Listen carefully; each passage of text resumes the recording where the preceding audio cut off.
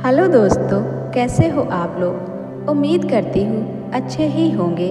आज मैं एक ऐसी कहानी लेकर आई हूँ जिसे सुनकर पता चलता है कि ननद भाभी का रिश्ता कैसा होता है और यह हर घर की कहानी होती है। यह एक खूबसूरत पारिवारिक कहानी है। कहानी को पूरा ज़रूर सुने। कहानी शुरू करने से पहले प्लीज़ मेरे चैनल को सब्सक्राइब ज़रूर कर लेना, साथ ही बेल आइकन को प्रेस करके ऑल पे क्लिक कर देना, जो ऐसी ही खूबसूरत कहानी आपको सबसे पहले मिल जाए। और कहानी पसंद आए तो वीडियो को लाइक शेयर ज़रूर कर देना। मेरा नाम प्रिया है। मैं बहुत खुश थी कि मेरी शादी रवि से होने वाली है।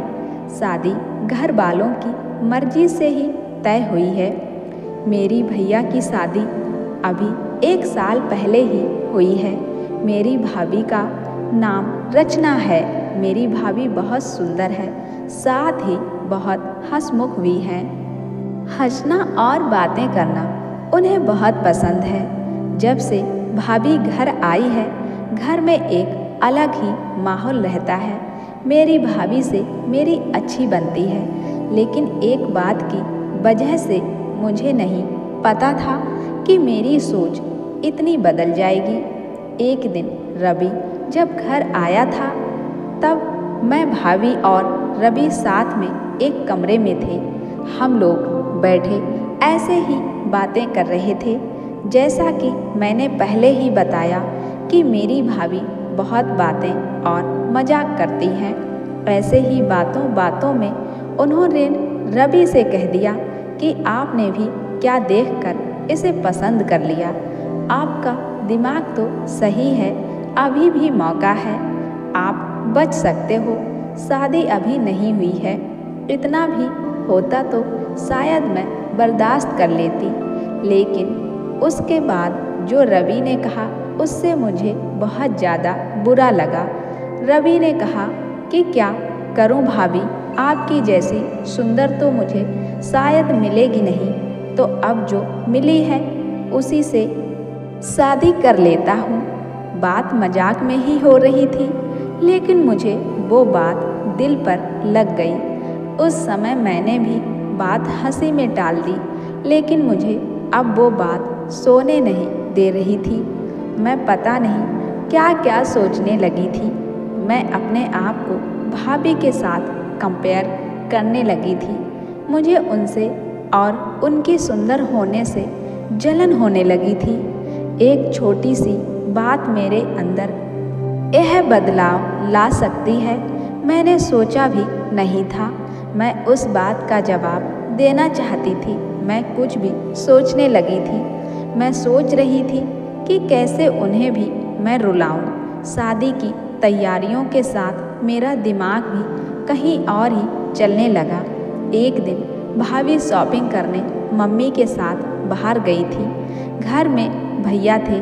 मैंने सोचा था कि भैया को कुछ ऐसा कहूँ जिससे इन दोनों के बीच झगड़ा हो जाए, थोड़ा कहा सुनी भी हो, भाभी थोड़ी परेशान हो। उस समय में बस इतना चाहती थी, लेकिन मुझे नहीं पता था कि मेरी उस बात से उन दोनों की ज़िंदगी में जहर घुल जाएगा। भैया भाभी को फ़ोन लगाकर पूछ रहे थे कि कब तक आओगी। भाभी ने कहा बस आ ही रही हूँ। भैया बोले कि पहले भी यही बोला था, अभी भी यही, कब तक आओगी। मैंने उस बात को पकड़ लिया और भैया के फ़ोन रखने के बाद मैंने कहा कि खूबसूरत लड़कियों की बात का कोई भरोसा नहीं होता भैया। पता नहीं क्या क्या छुपाती है भाभी, क्या झूठ बोलती है। आखिर वो भाई तो मेरे ही थे। उन्होंने भी मेरी इस बात को पकड़ लिया। पूछा क्यों, क्या बात कर रही है तू, तुझे कुछ पता चला है क्या। मैंने जानबूझकर ऐसा दिखाया कि मैं कुछ जानती हूँ और उनसे छिपा रही हूँ। मैंने कहा नहीं, कुछ भी तो नहीं, मैं तो बस ऐसे ही बोल रही थी। भैया ने फिर पूछा तो मैंने और ज़्यादा उन्हें परेशान किया। मुझे पता था कि वो जितना परेशान होंगे उतना ही भाभी भी होगी। मैंने उन्हें ऐसे ही कहा कि भैया मैं क्या बताऊं, आप खुद समझदार हैं। वो बोले क्या मतलब, क्या बोलना चाहती है, ठीक से बता। मैं अब क्या कहती, लेकिन अच्छा हुआ कि उसी समय भाभी और मम्मी वहाँ आ गए और बात टल गई। लेकिन मुझे बहुत खुशी हो रही थी कि मैंने अपना काम कर दिया। भैया उनके आते ही अपने कमरे में चले गए। बस मुझे अब भाभी का वैसा चेहरा देखना था जो मैं देखना चाहती थी। भाभी करीब 1 घंटे बाद जब कमरे से निकली तो उनका चेहरा बयान कर रहा था कि मैंने जो बोला है उसका असर हो रहा है। भैया का भी मुंह उतरा हुआ था। उस दिन से भाभी का बोलना और हंसना कम हो गया। भाभी का मुंह उतरा रहता था। मैं पता नहीं कैसे इतनी कठोर हो गई थी कि उनके आंसू से मुझे खुशी मिल रही थी।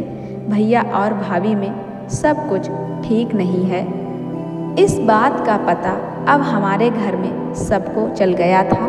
भाभी अब मुझसे भी बात नहीं कर रही थी, लेकिन मुझे बुरा नहीं लग रहा था।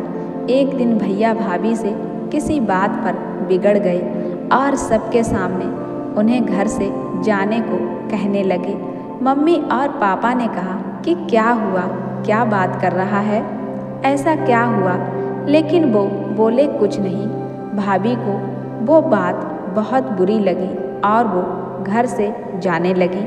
मम्मी ने कहा कि शादी सर पर है, ऐसे कहाँ जा रही हो। भैया बोले उसे जाना है तो जाने दो। भाभी मेरी तरफ देख रही थी, लेकिन मुझे ना बुरा लग रहा था ना मैंने उन्हें रोका। भाभी अपने घर चली गई। शादी में सिर्फ 10 दिन बाकी थे और भाभी घर से चली गई। घर में मम्मी भैया और पापा को देखकर अब मुझे थोड़ा बुरा लगने लगा था, पर मैं अब कुछ नहीं कर सकती थी क्योंकि बात बहुत आगे निकल गई थी। सच बताऊं तो बात इस हद तक चली जाएगी इसका मुझे भी अंदाज़ा नहीं था। शादी के समय सभी के मुंह उतरे हुए थे और इसका कारण मैं थी, लेकिन यह बात मैं कैसे बता सकती थी। भाभी को मम्मी ने फ़ोन किए लेकिन वो नहीं आई। अब घर का माहौल ही बदल गया था। भैया से सभी पूछ रहे थे कि ऐसा क्या हुआ, लेकिन वो कुछ बता नहीं रहे थे। घर की रौनक ही चली गई थी। शादी को 1 दिन बचा था और भाभी अचानक ही वापस आ गई। भाभी को देखकर मम्मी खुश थी। मैं अभी भी भाभी से बात नहीं कर रही थी। सोच रही थी कि किस मुंह से बात करूं। मेरी वजह से भाभी इतना परेशान जो हुई। भाभी खुद ही मेरे पास आई। मैंने बोला आप आ गई। वो बोली हाँ, मैंने सोचा कि अगर मैं नहीं आती तो तुम्हें तैयार कौन करता। भाभी ने ऐसा कहा तो मैं रोने लगी। भाभी ने कहा कि मुझे तुम्हारे भैया की बातों का इतना बुरा नहीं लगा। ठेस तो मुझे तुमने पहुंचाई है। मैं घर से भी तुम्हारी वजह से गई थी। मैंने सोचा था कि तुम मुझे फ़ोन करके बुलाओगी, लेकिन तुमने ऐसा नहीं किया। मुझे नहीं पता तुमने ऐसा क्यों किया, लेकिन मैं तुम्हें एक बात समझाना चाहती हूँ। अब तुम्हारी शादी होने वाली है, तुम दूसरे घर जाओगी। कुछ ऐसा मत करना जिससे बाद में तुम्हें पछतावा हो। मैंने भाभी को कहा कि मैं भैया को बता देती हूँ कि वो मजाक था। भाभी बोली तुम उसकी चिंता मत करो। उन्हें अगर अपनी पत्नी पर विश्वास नहीं तो यह उनकी गलती है, तुम्हारी नहीं। मैं उनसे निपट लूँगी। शादी का समय है, तुम खुश रहो। भाभी के आते ही घर में फिर से रौनक आ गई। इस गलती ने मुझे बहुत कुछ सिखाया। मेरे अंदर की जलन और ईर्ष्या को ख़त्म कर दिया। मेरे अंदर एक डर पैदा कर दिया कि मैं कहीं गलती से भी किसी के साथ कुछ गलत ना कर दूं। मेरी भाभी मेरी जैसी नहीं है। मुझे पता है वो भैया को भी संभाल लेगी। मैंने भाभी के साथ इतना कुछ किया, लेकिन उन्होंने अपना फर्ज नहीं भूला और ना ही यह बताया कि यह सब मेरी गलती है। ऐसी भाभी सभी को मिले। तो दोस्तों, इसलिए कहते हैं कि परिवार में छोटी मोटी बातें चलती ही रहती हैं, लेकिन कभी किसी को नीचा दिखाने की कोशिश मत करना।